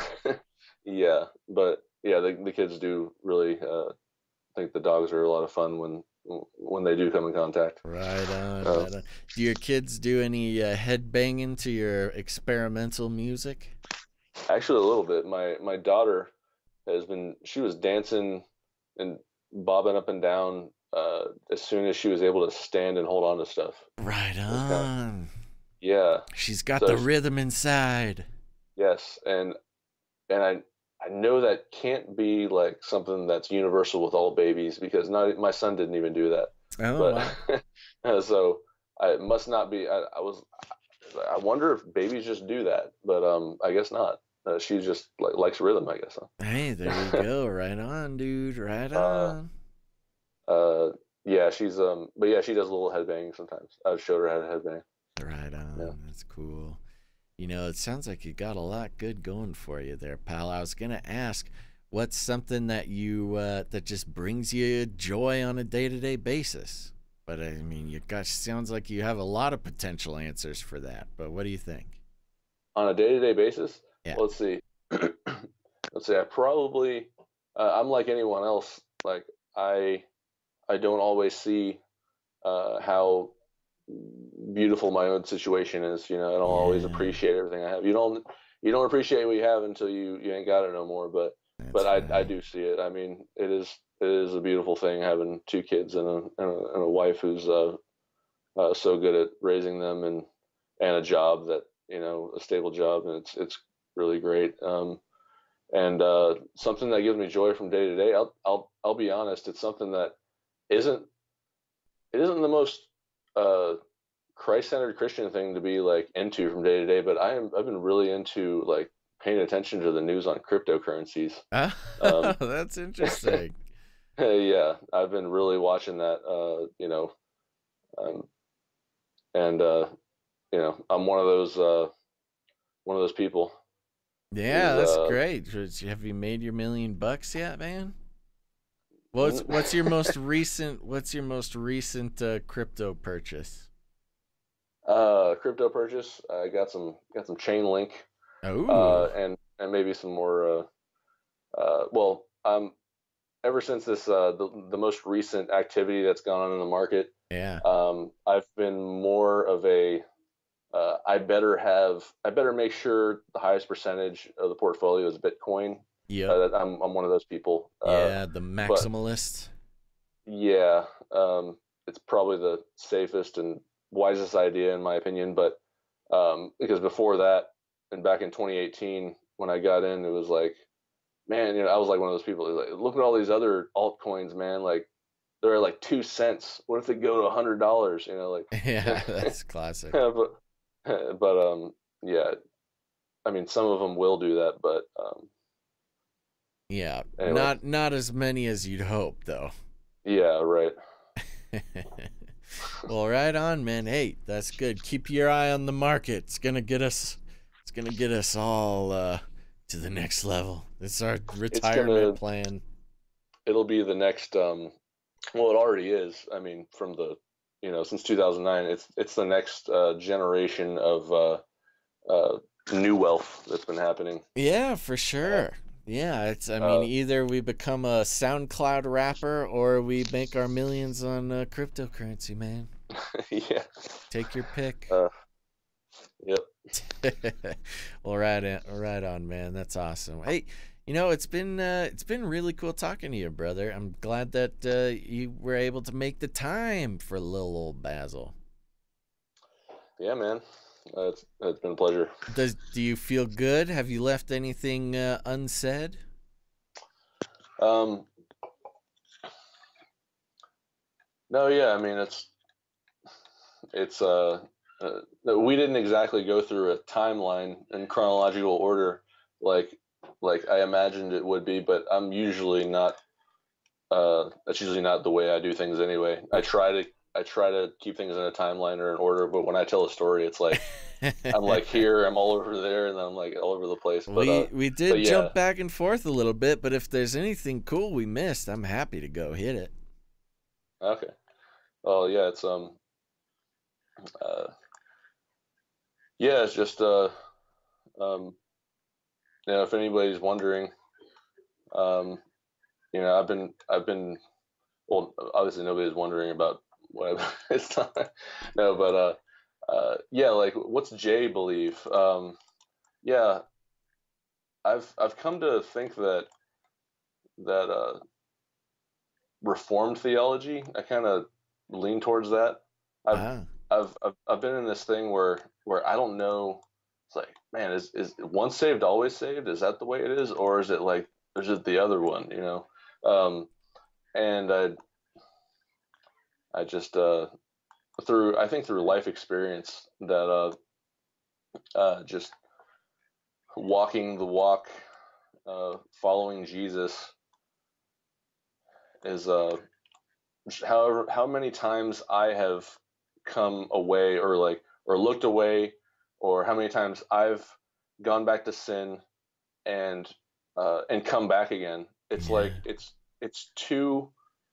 it's way too difficult. I don't know if it's even possible if I wanted to come back and go and be like, I don't want to do this Christianity thing anymore. So Right. it makes me think, yeah, it makes me think that maybe that really is true. Like when the Bible scripture that says, we are in God's hands and He won't let go of us. Just to paraphrase, like maybe that really is what that means. It's almost like even like I said, even if I wanted to, for some reason, I couldn't. I couldn't just decide one day that I'm not a Christian anymore. So I'm a little Right. bit. I think about that when I hear about the author you were talking about earlier. He said he's no longer in the faith, and I'm thinking, well, I don't know. How It is makes that me want. possible? Yeah, I don't know. Yeah, but it just so it seems to me like um, yeah, I'm not gonna go full on like Calvinist argument or anything. I just think that I've been really attracted to some of the Reformed teaching, and it just seems to ring true to me because both sides of that debate, Arminian versus Calvinist, seem to have their own arguments that are they have their points that are in different ways that are good. It's just um, I don't know why I'm going into a Calvinist Arminian debate issue here, but I just thought I'd bring that up. It's something that's really important to me that has been on my mind lately. That it's um, it's just so true to me that God doesn't let us go Yeah. when He has us. I think that's so true. I think just from life experience, I think if He did, like He would have, I think I would have been dropped off the out of the faith already. I guess I don't know. Yeah, no, I mean that's a good point. I mean, I certainly my experience has been that he certainly once he's got a grip on you, I could not imagine pulling a Joshua, what is his name, Joshua Harris or something like that. I mean, uh, I just couldn't see it either. It just seems like yeah, like you said, once he's got a hold on you, he's got a hold on you. And with people who claim to fall away or whatever this deconstructionist thing going on right now is, I don't necessarily think that means that God's done with those people. I think it's just another day in the long life of somebody on this earth. Yeah, that's another way of thinking about it. That's a good point.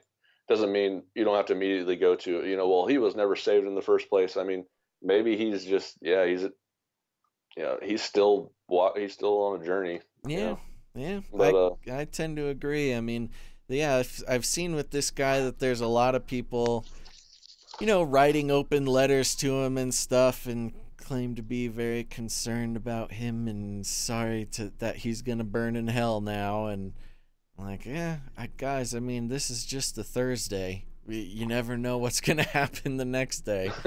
The yeah, dude's still fairly young. He's got a lot of life to live, and God's certainly not going to be done that easily. So yeah, I'm not stressing too hard about it. yeah, no, agreed, Well, good. agreed. Well, good. Now that we cleared that up and we agree, we're on the same page, everybody, about what does Jay believe. We got it. Now that we agree, Now that we've finally come to an agreement. yes. Yeah, and I just thought I'd end it with uh, something like that. If someone's listening, probably a good note to end on. No, sure. And that for truther type thinkers out there, people who are into finding the truth and looking for what's the Bible really mean. All these churches out there, they could be kind of wrong. I need to figure out the truth for myself. Um, you know, it's really easy to get into a go down a rabbit hole or get into a cycle where where you start to feel like you have the truth, and then other believers who don't agree with you, they sort of become an enemy in a way, like a philosophical enemy. Totally. And it's a really bad path to go down. And I think one thing that's been really awesome thing that God has done for me is I was kind of going in that direction, and he kind of nudged me in the other way. He's been kind of leading me to think, there's you just can't. There's no reason why you can't fellowship with other believers who might have a different view on eschatology, or like they believe in the pre-trib rapture. I mean, so what? Right. Maybe you could avoid talking about that subject around them, because they're probably not going to change their view. But and maybe some of them might see you as philosophical enemy to their way of thinking. But that's probably why you need to stay away from that subject if you're fellowshipping. But but yeah, like there's no reason why you can't be around other believers and go to a church if they have, you think you have the truth or something. You study the Bible for yourself, but everyone, there's tons of people going to that church, and they all have different ideas, and they're all there just to stick to the basics, I guess. I don't know. Stick to the hold a closed fist. Hold on to the basics. We've certainly got a lot more in common than we do differences. Yes. Yeah, we got thank you for finishing that thought. We got the important stuff in common. Yes. Yeah, that's good. Well, there we go. Right on, man. Anyway, well, that's all I have. No, that's great. Thank you so much for sharing that, and thank you so much for coming on the show, man. This has been really cool. Getting to know Jay. And Jay, make sure to say bye to everybody here. Alrighty. Well, thank you for having me, and bye. Well, there you go, everybody. Jay, we are so thankful that you took the opportunity to come on the show, tell us your story. Really, really cool. Man, a lot of psychics. But again, Jay, thank you so much, buddy. And for those of you out there, if you want to come on the show, all you gotta do is send me an email. Send an email to basil.rosewater@gmail.com. Again, that's basil.rosewater@gmail.com. Just send me a little message. No reason to be afraid. We just jump on here and just chat away. We'll find our way through. And so if you are interested in being on the show, make sure to send me an email to basil.rosewater@gmail.com. That's right. Okay, one thing I want to mention also is you guys can leave me voicemails that I sometimes will play at the end of the show here, or if you just want to chat, ask to be on the show, something like that, you just got to go to thejoyspiracytheory.com, and on the right-hand side, there will be a little tab that says Send Voicemail. You can do it on your phone, you can do it on your computer. It's super cool, super easy. I love getting those, so make sure to send more of those. Peeps. Okay, now here's the thing. We got a Patreon. You can go to patreon.com/thejoyspiracytheory. Make sure to go there, help support the show. We don't sell ads on purpose on this show. So if you enjoy it, if you find value, if you gain anything from the Joyspiracy Theory, please go to patreon.com and sign up for one of the rewards there. And on top of that, you can get access to bonus episodes and all sorts of fun stuff. Yeah, there you go. But, hey, I get it. Maybe you're already supporting. Maybe you aren't in a place to support. You can always go to iTunes, leave a rating and a review. You know how that works. Thanks for tuning in, and make sure to tune in next time. But, hey, I love ya. Bye-bye.